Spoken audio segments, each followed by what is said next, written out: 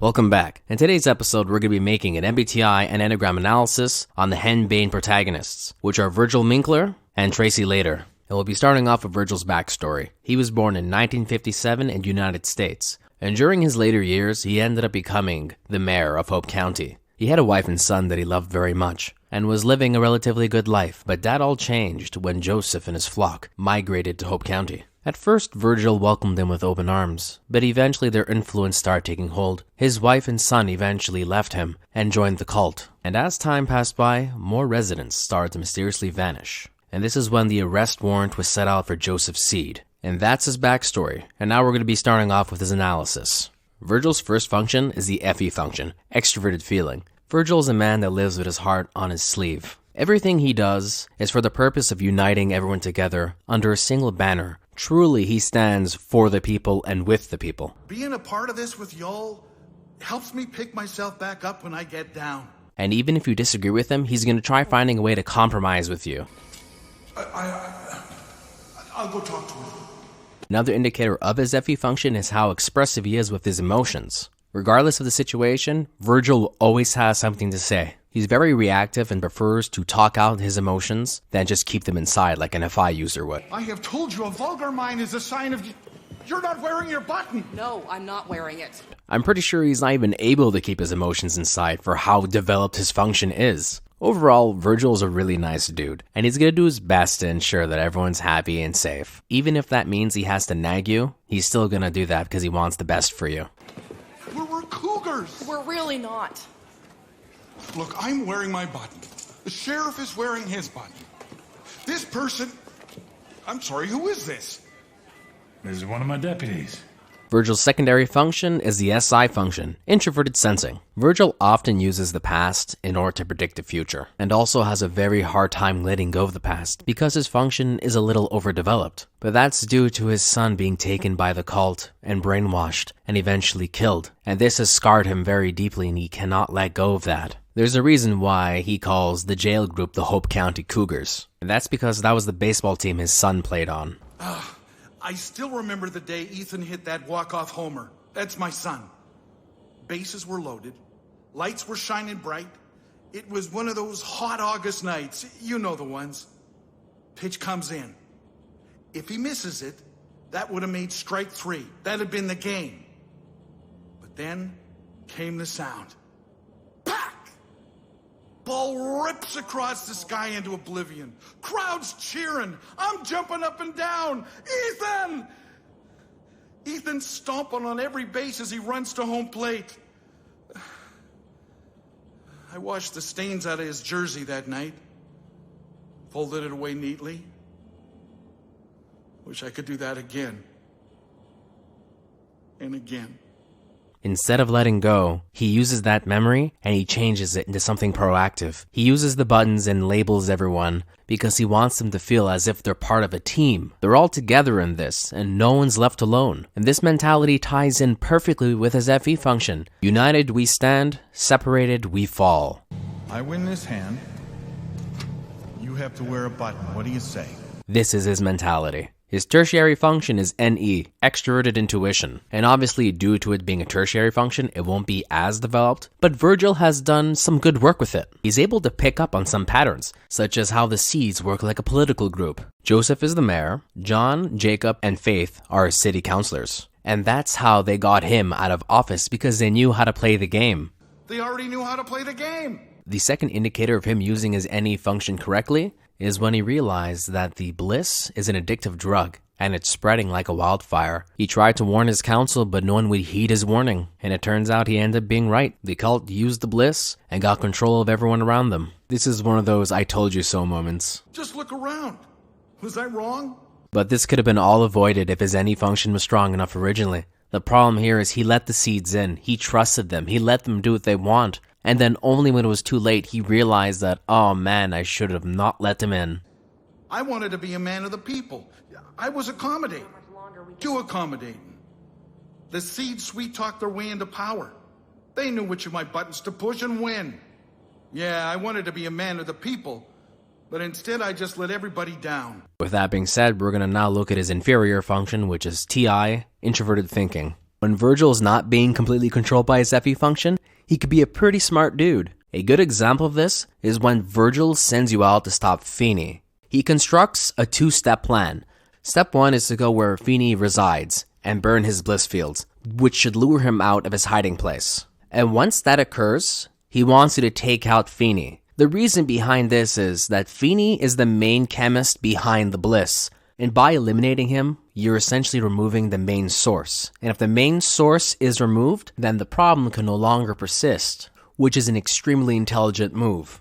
And that concludes the analysis of Virgil Minkler. He's an extremely healthy ESFJ. Next up we have Tracey Lader. From what we know, she was born in Hope County, Montana, and she's in her 20s.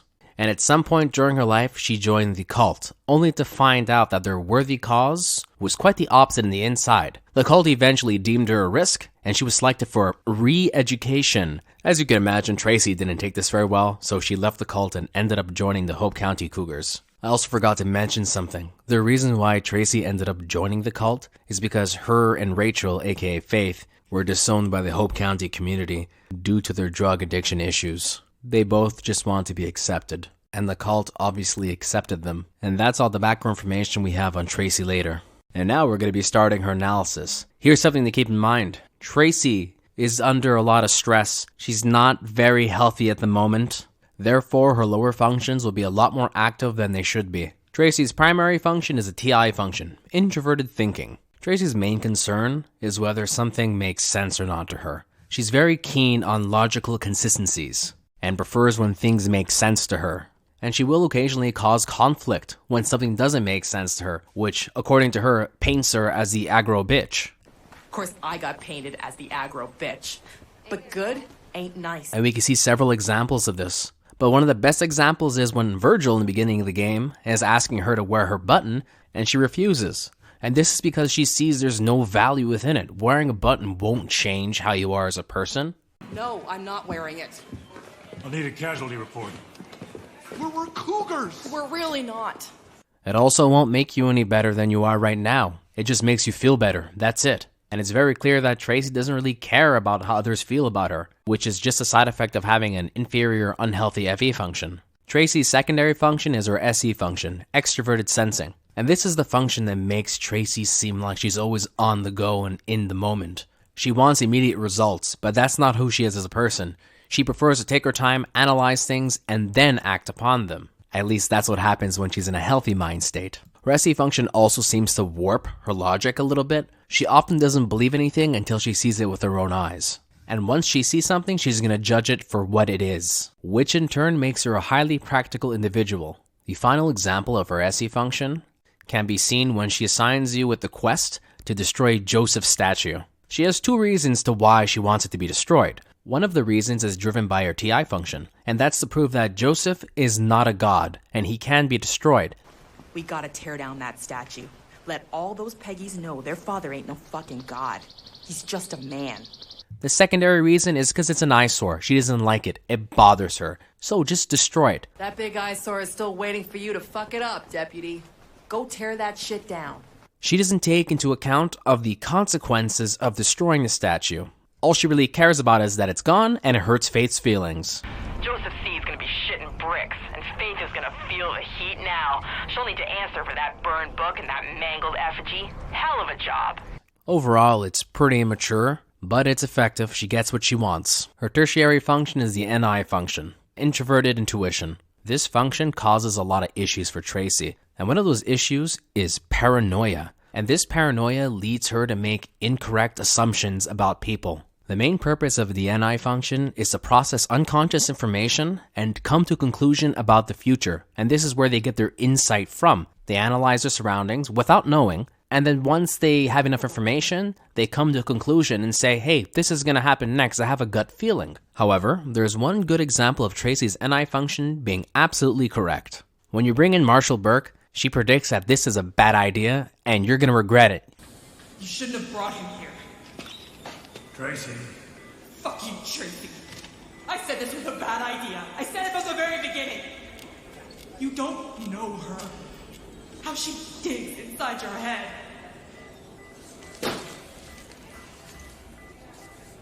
Don't trust him. You can't trust him. And she ends up being correct, which leads into our inferior function, which is FE, extroverted feeling. And this function, due to her stress, is extremely overactive. Tracey is constantly having outbursts. If people disagree with her, she doesn't care. She just storms off and tells you you're stupid and you're wrong. She doesn't care so much about how people feel about her, but it's done to a point where she'll just push people away because they disagree with her logical framework. She views things in a certain way. If you disagree with them, then you're stupid. It's not all that bad though. She is able to use her FE function sometimes. And you could see that when you help the Cougars out. Tracey will always find a way to thank you. I'm not gonna bake you a cake or anything, but I'll say this. You helped turn that fight at the gate. We'd have more graves than gurneys if you hadn't shown up. Because she really does care for the people. And the person she cares for the most is actually Virgil. Throughout the whole game, she's always fighting Virgil. But the truth of the matter is, she really cares about him and she values what he believes in. And you could see her immediate reaction when she finds him dead on the ground. She tries bringing him back to life, even knowing that he's most likely dead. She doesn't care, she keeps pushing. Help me! Put pressure on it. Come on, Virgil. Come on. Come on.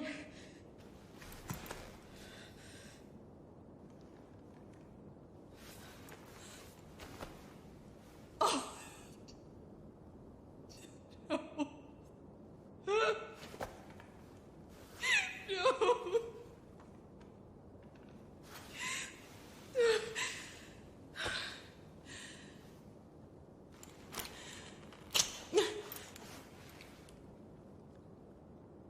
This is what she does. Takes. Destroys.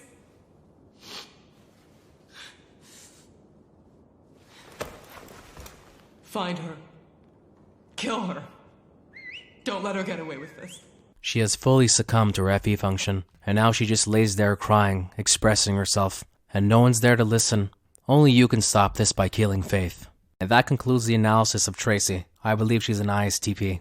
And I struggled a lot with typing her, because she seems so SI and TE. But the thing is, that's a mask. She really hides who she is as a person, because she wants to defend herself. And with that being said, we're going to move on to the Enneagram portion of this analysis.